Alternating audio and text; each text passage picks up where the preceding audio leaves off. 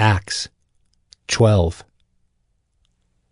About that time Herod the king laid violent hands on some who belonged to the church. He killed James the brother of John with the sword, and when he saw that it pleased the Jews, he proceeded to arrest Peter also. This was during the days of unleavened bread. And when he had seized him, he put him in prison, delivering him over to 4 squads of soldiers to guard him, intending after the Passover to bring him out to the people. So Peter was kept in prison, but earnest prayer for him was made to God by the church. Now when Herod was about to bring him out, on that very night, Peter was sleeping between 2 soldiers, bound with 2 chains, and sentries before the door were guarding the prison. And behold, an angel of the Lord stood next to him, and a light shone in the cell. He struck Peter on the side and woke him, saying, "Get up, quickly." And the chains fell off his hands. And the angel said to him, "Dress yourself and put on your sandals." And he did so. And he said to him, "Wrap your cloak around you and follow me." And he went out and followed him. He did not know that what was being done by the angel was real, but thought he was seeing a vision.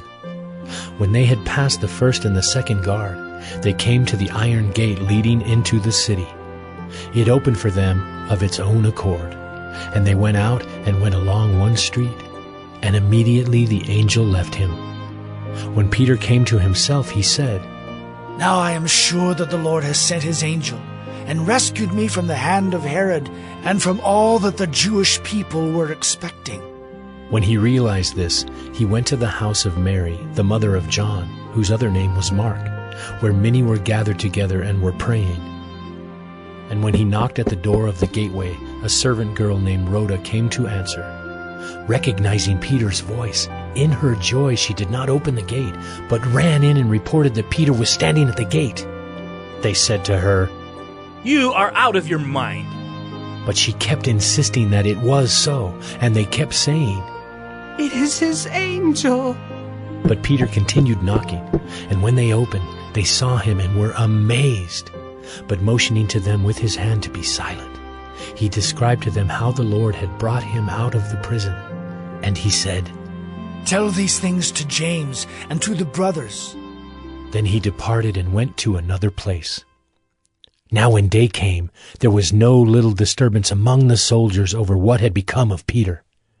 And after Herod searched for him and did not find him, he examined the sentries and ordered that they should be put to death.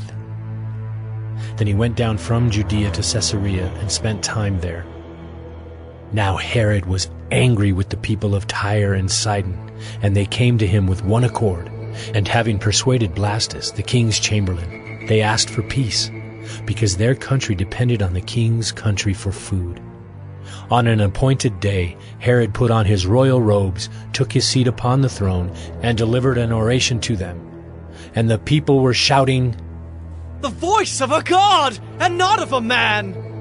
Immediately an angel of the Lord struck him down, because he did not give God the glory, and he was eaten by worms and breathed his last. But the word of God increased and multiplied. And Barnabas and Saul returned from Jerusalem when they had completed their service, bringing with them John, whose other name was Mark.